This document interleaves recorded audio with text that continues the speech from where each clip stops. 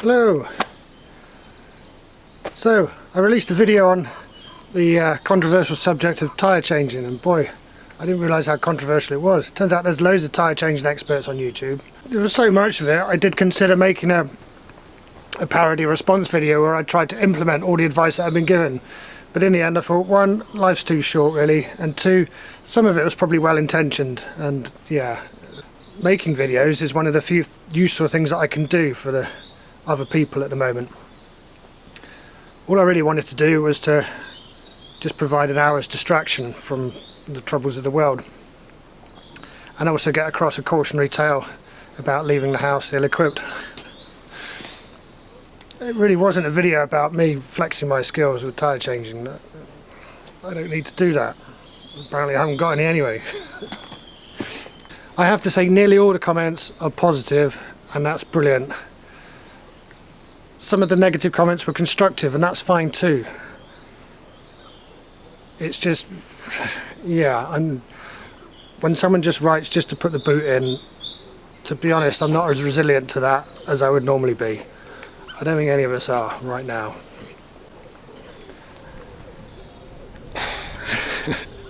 But nonetheless, here's a follow-up to it. See, the funny thing is that I thought I had a pretty good day of it. I started the day with 2 punctured tyres, and I ended it with 2 tyres that hold air, and some days later they're still holding air. I'm now going to fit them to the Land Rover, and I'll show you the way that I normally do it.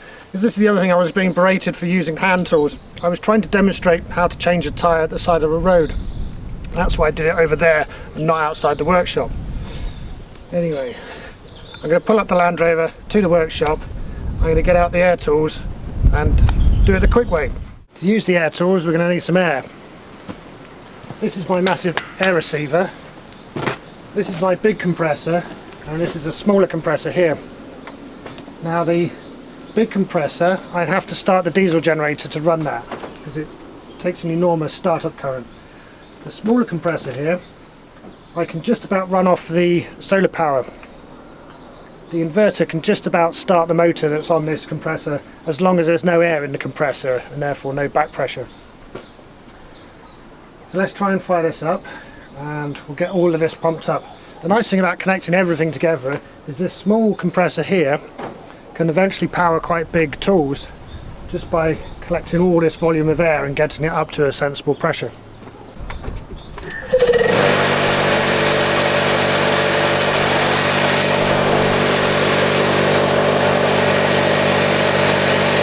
See there, the tank was completely empty, it's disconnected at the moment.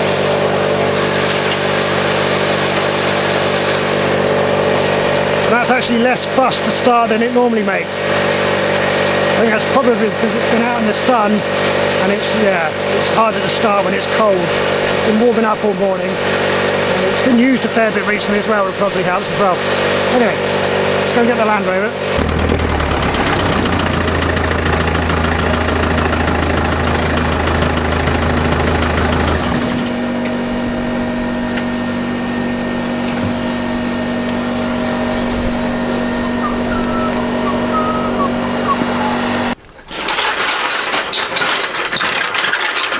Normally then, when I'm in the workshop, I'll be using this jack. There's nothing very special about it, it's only a 2-ton lift, but it's nice and big, and it's stable, and it even goes down quite low to get under normal cars, although I try to avoid working on those.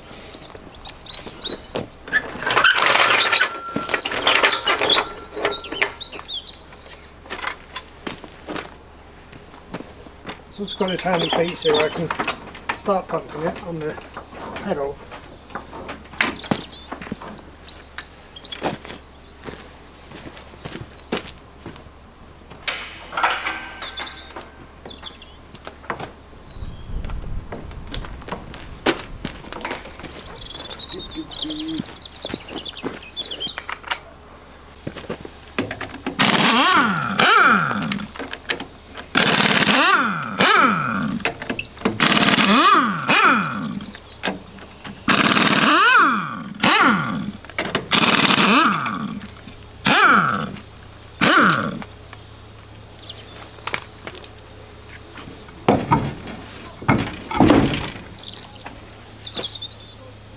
I'm just showing you here the difference between series Land Rover wheel and a Defender one.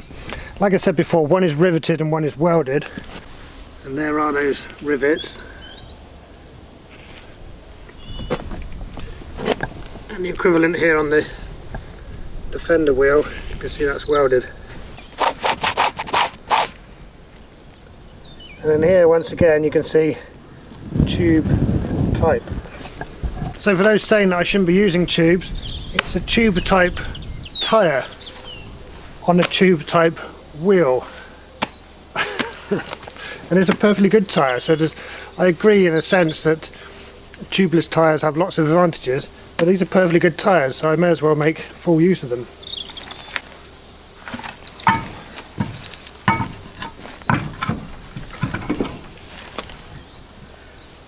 So you saw there as well, one advantage of using the impact gun here is you don't have to loosen off the wheel nuts beforehand because of the different way in which it works.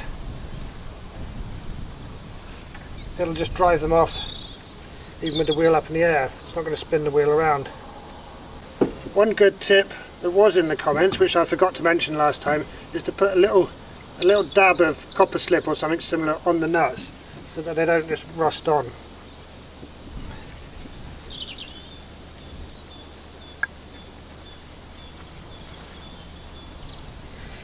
These are quite oiled, so that's fine.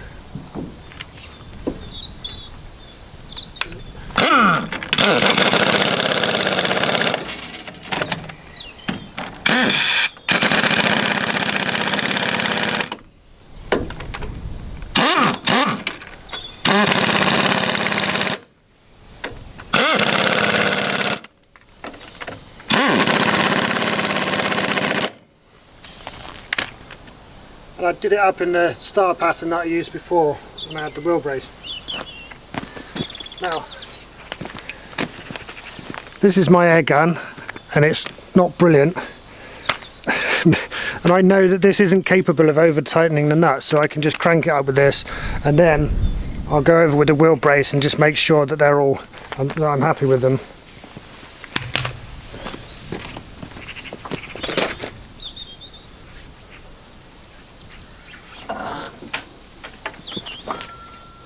Onto the other side then. And on both sides I'm actually going for the saddle of the leaf spring, so where the leaf spring meets the axle.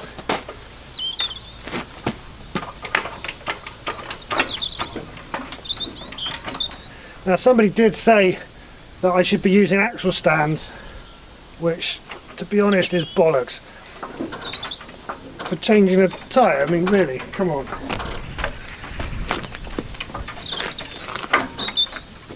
You just got to be careful not to get under it at any place where you could get squashed by it if the seals in the jack gave up. And with a Land Rover, it's so far off the ground anyway that it's actually quite safe to work on.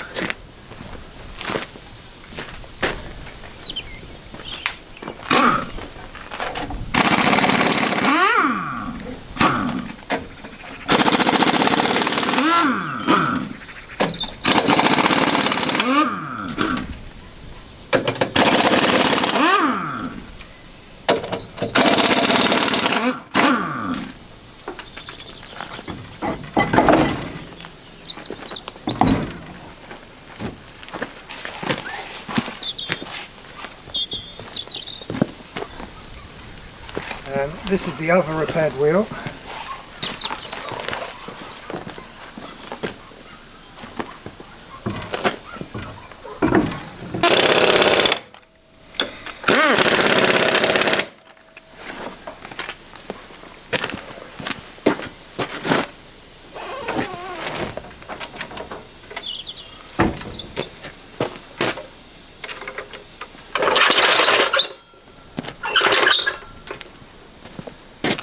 Easy peasy.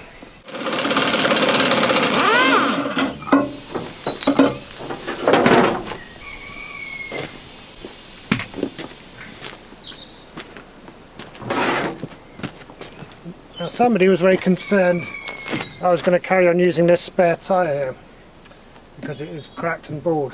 Now I did do a whole I did film a whole section where I explained about this wheel and the fact it was never going to leave the property again.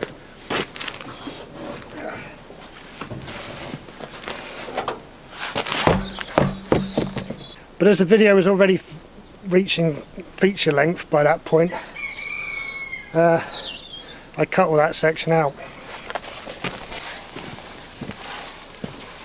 But my plan all along was to end up with the 4 good tyres. So the 2 repaired ones are now on the back.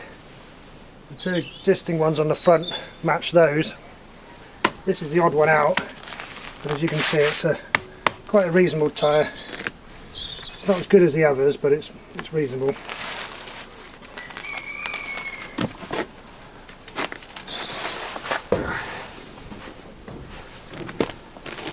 I did record a whole section about radial versus cross-ply tyres, but then I figured it's not really relevant to almost anybody out there. These are all radials, incidentally, and you can tell that by here. It says 750 R16. So 750 is 7.5 inches, which is this. R means radial, and 16 is inches across there. So the wheel itself is 16 inches.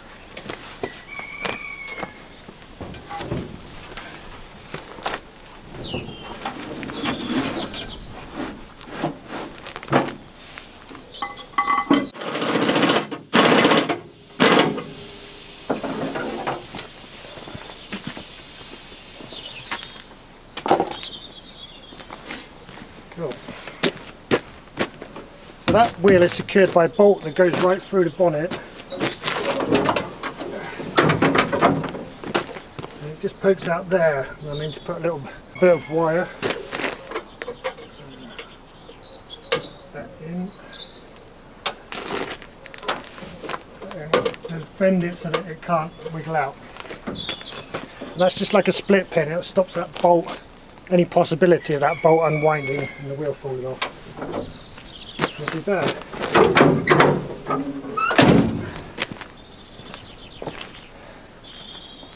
Lastly then, I'm just going to check the tightness of the wheel nuts with the wheel brace.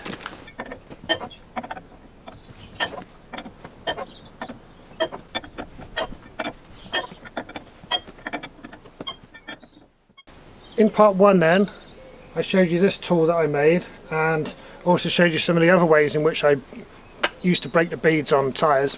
There is another way of breaking the bead on a tyre, which I've used with quite some success, and I actually found some footage of me doing so.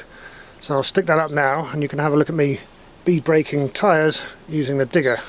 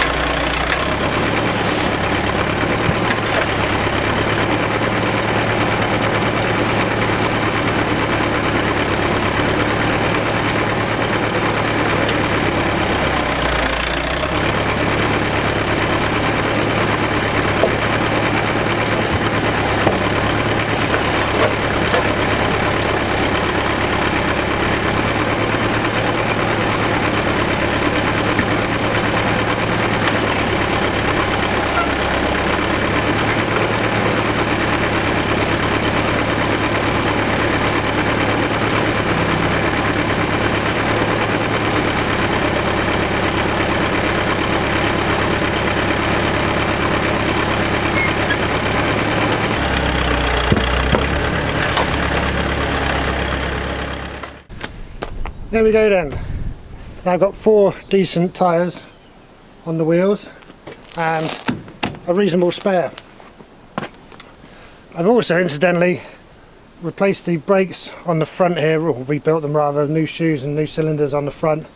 I've put new shocks on all the way round, and I've rebuilt the wheel bearings on the back 2 wheels. Yeah, just been around all the corners while I was there and sorted it all out. Some people have asked me about balancing the tyres after mounting them, and to be quite honest, I never bother.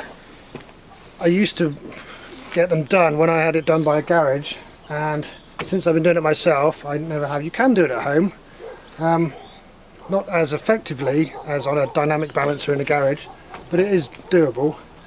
Realistically though, when you've got a cruising speed of 45 miles an hour and a top speed of 47, it's just not necessary. They just don't go fast enough, and there's so many shakes and rattles going on anyway. I personally can't tell any difference between a balanced tyre and an unbalanced tyre whilst driving this thing. So yeah, I personally don't worry about it. So I'm going to try and increase the frequency of the videos somewhat. I've been ramping up production. After this video I'm going to do the start of a video diary on the garden, and I'll see if anyone's interested in that. It's a subject I have even less expertise in, so we'll see how that goes. After that, well, I had shot a load of footage of the Land Rover, the other Land Rover, Project Kermit. I'll probably put that up. I've been refurbishing one of the cabins.